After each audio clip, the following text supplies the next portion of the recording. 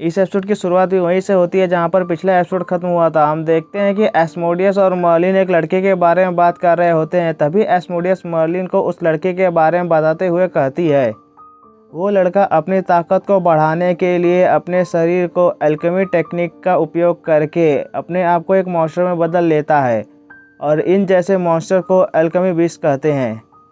एस्मोडियस की बातों को सुनने के बाद मर्लिन कंफ्यूज होते हुए एस्मोडियस से पूछता है अल्केमी बीस्ट ये क्या होते हैं, क्या तुम मुझे इसके बारे में थोड़ा एक्सप्लेन कर सकती हो। मर्लिन के सवाल को सुनने के बाद एस्मोडियस मर्लिन से कहती है यह एक म्यूटेटेड लाइफ फॉर्म है, वे केवल बेसिक अटैक ही कर सकते हैं। हालांकि मेरे फॉलोअर्स ने मुझे बताया है कि वो लोग इन मॉन्स्टर्स के अंदर से बहुत ही खतरनाक शक्तियों को महसूस किया है, इसीलिए मुझे खुशी होगी कि अगर वो लोग मेरे अधीन काम करें। इसीलिए मैंने उससे बात करने की कोशिश की, लेकिन ना कहकर एस्मोडियस अपनी बातों को बीच में ही रोक लेती है और मर्लिन की तरफ देखने लगती है। एस्मोडियस को अपनी तरफ देखते हुए देखकर मर्लिन कहता है मैं समझ गया, तुम्हें वो अल्केमी बीस्ट चाहिए पर तुम उसे पकड़ने के लिए कुछ भी नहीं कर पा रही हो।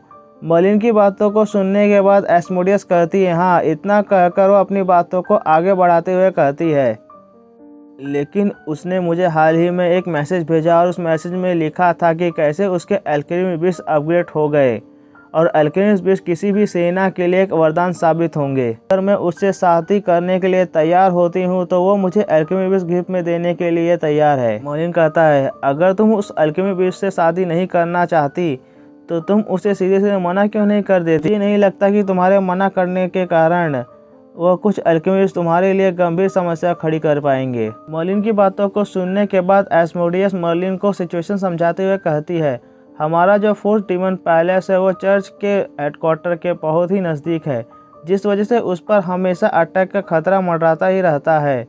अगर हमने वहाँ की मिलिट्री ताकत को नहीं बढ़ाया तो जल्दी नहीं तो बाद में चर्च वहाँ पर हमला कर देगा। एस्मोडियस की बातों को सुनने के बाद मर्लिन एस्मोडियस से कहता है तुम डीमन रेस के 7 राजाओं में से एक हो। इस पूरी पृथ्वी पर ऐसे बहुत ही कम लोग हैं जो शक्तियों के मामले में तुम्हारी बराबरी कर सके। इसके अलावा तुम्हारे पास मैं हूँ तुम्हारी मदद करने के लिए।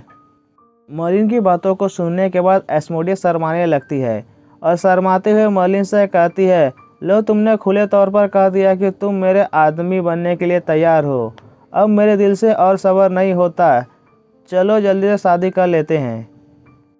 एस्मोडियस की नौटंकी को देखने के बाद मर्लिन चिल्लाते हुए कहता है नौटंकी करना बंद करो, मैंने ऐसा कुछ भी नहीं कहा। एस्मोडियस से बात करने के बाद मर्लिन वहाँ से चला जाता है। अपने घर जाते हुए वह मन ही मन सोचता है धत तेरी की, एस्मोडियस से बात करने के चक्कर में मेरा पूरा समय बर्बाद हो गया, जिस वजह से मैं कोई भी काम नहीं ढूंढ पाया। तो अब मुझे क्या करना चाहिए। मर्लिन अभी अपने घर के पास पहुंचा ही होता है कि तभी उसे कुछ लोगों की जोर जोर से बात करने की आवाज़ सुनाई देती है। कोई कह रहा होता है कि लॉर्ड मर्लिन पहले से ही सिंगल नहीं है। तभी दूसरे इंसान की आवाज़ आती है तुम्हारा कहने का क्या मतलब है। इस पर पहला आदमी कहता है मेरे कहने का यह मतलब है कि लॉर्ड मर्लिन पहले से ही शादीशुदा हैं। इन सभी बातों को सुनने के बाद मर्लिन फटाक से दौड़ते हुए अपने घर की तरफ चला जाता है और एलिस से पूछता है क्या हुआ एलिस। मर्लिन को देखते ही एलिस मर्लिन को एक कोल्ड लुक देते हुए कहती है अच्छा तो तुम वापस आ गए। मर्लिन को देखते ही सिसिलिया का चेहरा खुशी के मारे किसी गुलाब की तरह खिल जाता है। फिर वो खुशी के मारे चहकते हुए मर्लिन से कहती है लॉर्ड मर्लिन, मैं आपको हर जगह ढूंढ रही थी। जहाँ एक तरफ सिसिलिया मर्लिन से दोबारा मिलकर बहुत खुश होती है, वहीं दूसरी तरफ सिसिलिया को देखकर मर्लिन के चेहरे पर क्वेश्चन मार्क आ जाता है।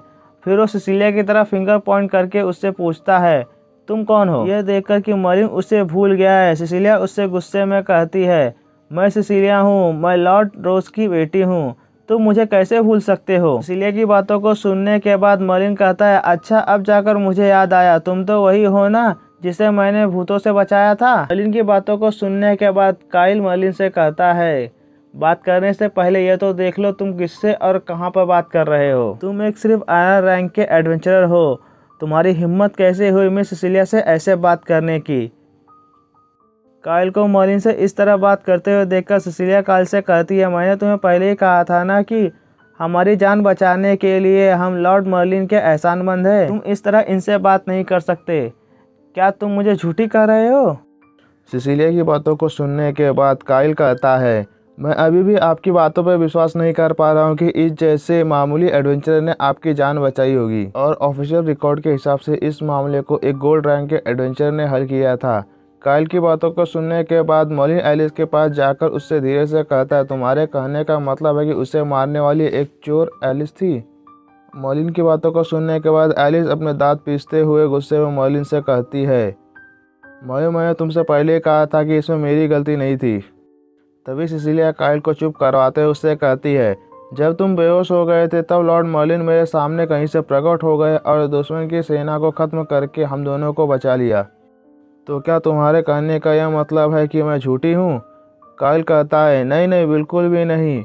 मैं आपको झूठी नहीं कह रहा हूँ, बल्कि इस मर्लिन को देखने के बाद मुझे आपकी बातों पर विश्वास करना थोड़ा मुश्किल हो रहा है। तभी मर्लिन सिसिलिया से पूछता है, तुम यहाँ पर क्या करने के लिए आई हो? क्या तुम यहाँ पर यह पूछने के लिए आई हो कि मैंने तुम दोनों की जान उन भूतों से क्यों बचाई?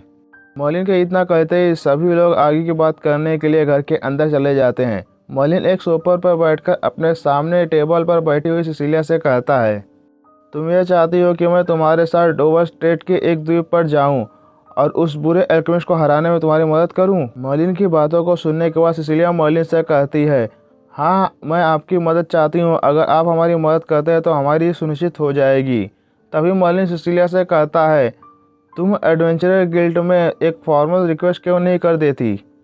मर्लिन के सवाल को सुनने के बाद सिसिलिया मर्लिन से सीरियस होकर कहती है, अगर संभव होता तो मैं व्यक्तिगत रूप से इस मामले में आपकी मदद मांगने के लिए यहाँ नहीं आती। मैं आशा करती हूँ कि आप हमारी मदद करने के लिए तैयार हो जाएंगे और मेरे परिवार के अंदर मेरे पिछले मिशन के फेलियर की वजह से जो मेरा नाम खराब हुआ है उसे भी ठीक करने में हमारी मदद करेंगे। सिसिलिया की बातों को सुनने के बाद मर्लिन सिसिलिया से कहता है, मैं एक एडवेंचर हूँ और मैं कोई भी काम फ्री में नहीं करता। मर्लिन की बातों को सुनने के बाद सिसिलिया मर्लिन से कहती, बेशक मैं आपकी सर्विसेज के लिए आपको मुंह मांगा इनाम देने के लिए तैयार हूँ।